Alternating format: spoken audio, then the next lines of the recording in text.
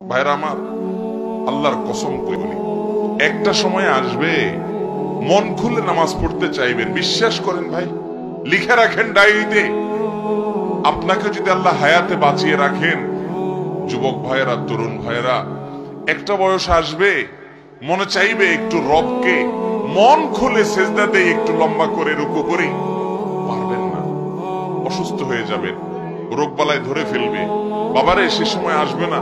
বৃদ্ধ মুরব্বীদেরকে, চাচাদেরকে জিজ্ঞাসা করেন, চাইলেও ওযু ধরে রাখতে পারে না, নামাজ পড়তে পারে না, চাইলেও পারে না। একটা সময় আসবে চাইবেন, পারবেন না।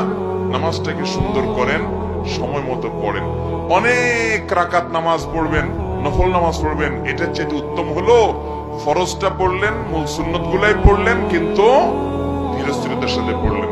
10 রাকাত তাড়াহুড়া করে পড়ার চাইতে 2 রাকাত আস্তে আস্তে পড়া অনেক বেশি